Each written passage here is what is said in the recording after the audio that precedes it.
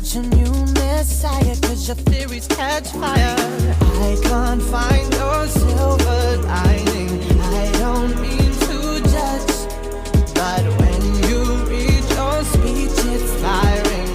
Enough is enough. I'm covering my ears like a kid. When your words mean nothing, I go la la la. I'm turning up the fire when you speak, cause if my heart can't stop it, I'll find a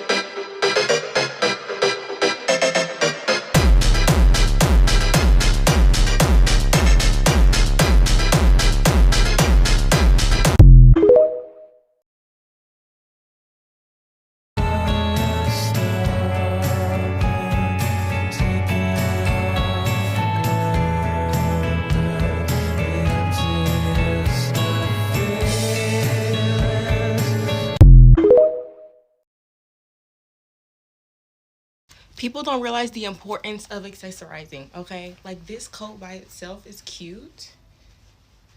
Do I even have it on right? Hold on. Okay.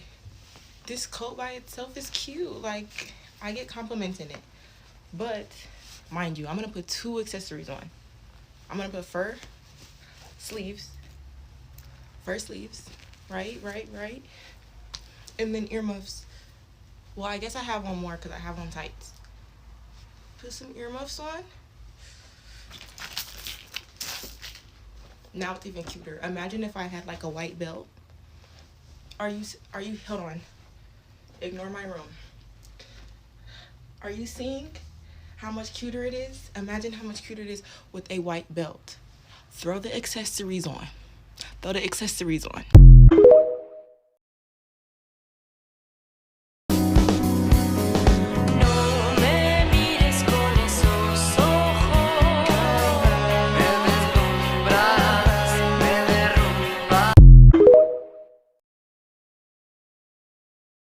Let me go over this again. You want a Big Mac,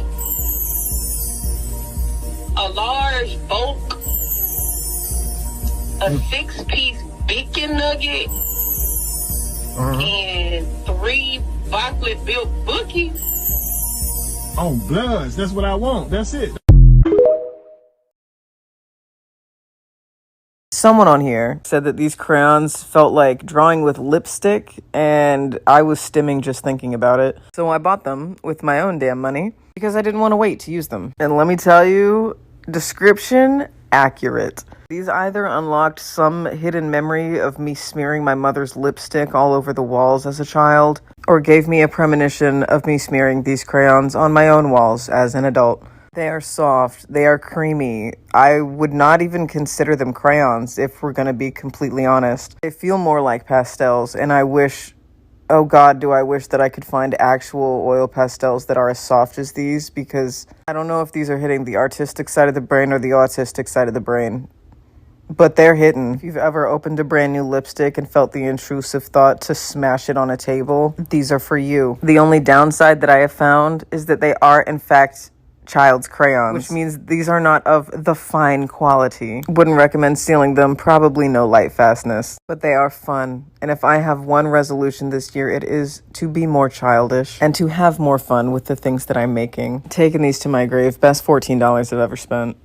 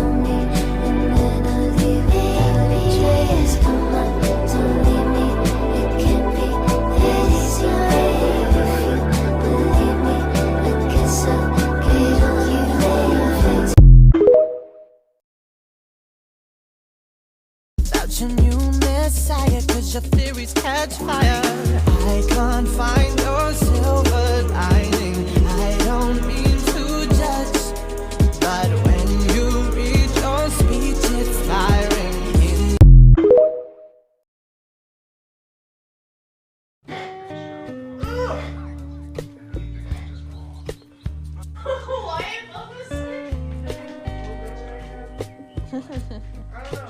Old school had pogo stick. Oh. For gym. Like, Whoa. probably like a couple people.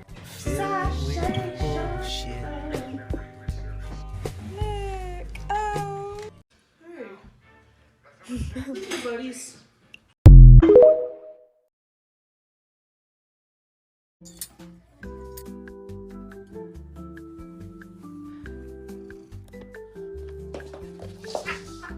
Hey, stop. Oh, Toasty.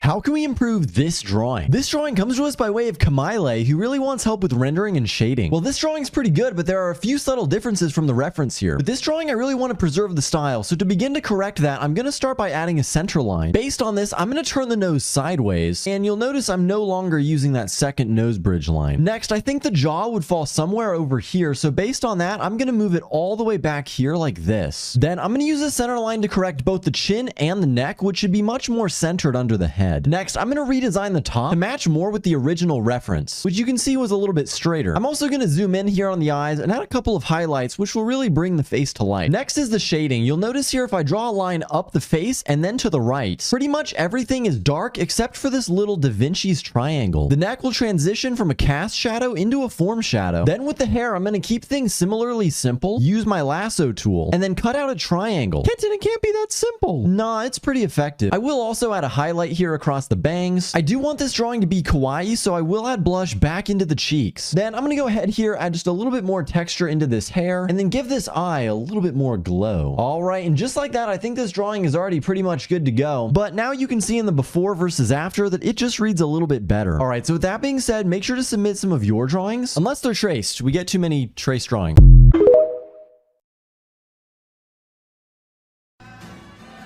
You idiot. We could have been us. Love was the lie, religion was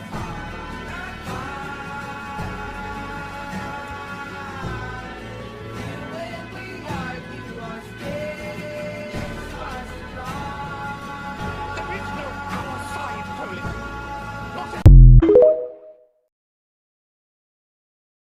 Just don't hide when you care about something. Don't hide your interests, no matter how cringe they might be. Harvey keeps on playing with this food. He doesn't understand what big boys do. He wakes up in the middle of the night. I run in and turn on the light. Run my hands through his short black hair. I love you, Harvey, I don't care.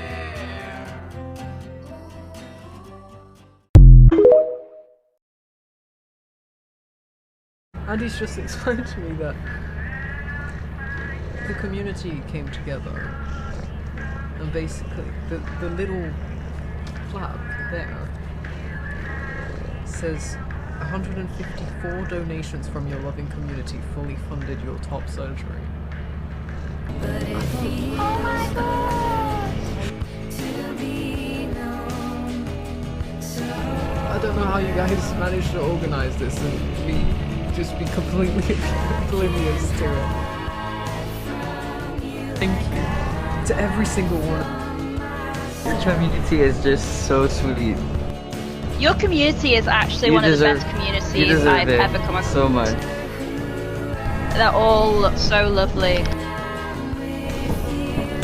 Thank you to you guys. Like, seriously.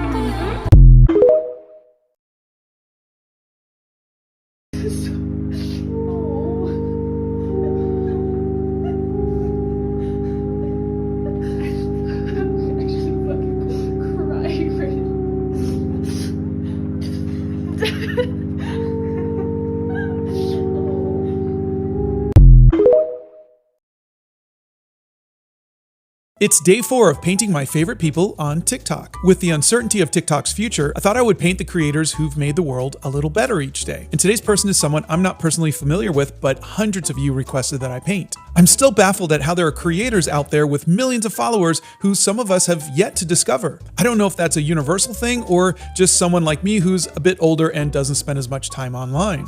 For my first post of this series, my comments were inundated with requests for this one creator who I'd never heard of before, Claude Beauty. So I asked everybody, is this person nice? And the answer was a resounding yes. So I reached out to Claude Beauty, introduced myself, and got permission to paint them. And you know what? You were right. They are nice. Oh, also, I learned about the term scene aesthetic. It's kind of like goth or emo, but not. And Claude Beauty, according to hundreds of people, is someone who radiates a scene aesthetic, which was really fun to paint. I love meeting new creators who want to make the world a better place. So, who should I paint next? Repeat after me. It's okay to like things that are popular. Most things that become popular for a reason, and usually that reason is it's good. Whether it's a skincare product, whether it's an item of clothing, whatever it may be. I made a video the other day about a new bag that I bought, and I had a surprising amount of comments of people being upset that I was telling people the brand of the bag. People were saying like, oh, I've been gatekeeping this bag for so long, no. Saying how they were already planning on getting the bag, but now that like a larger creator has made a video about it, now they're gonna look like they're trend hopping. First of all, this is the bag in question. If you buy this bag, you're gonna look like you're trend hopping regardless. That bag is a prime example of everything that is popular right now. And that's okay. But even if this is a bag that people start wearing all the time or a brand that people know about now, if you like it, get it anyway. A desperation to be different is like, oh, it's like one of my biggest pet peeves when I'm getting to know someone.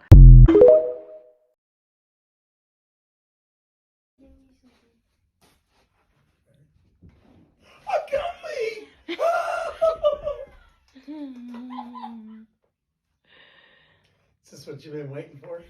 I love you, Gumby. You won't want me around, I'm sure. I don't wanna live like this anymore. If I jump too high, I'll fall right back through the floor. But the walls are closing in, and I think this better might just be the game at the goal. And I'm sure that I don't wanna live like this anymore.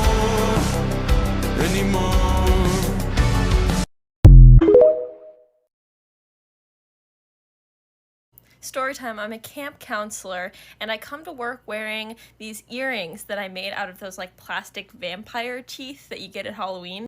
And a kid asked me about them, and I go, well, you know, I'm just like representing my kind. You know, I'm a vampire.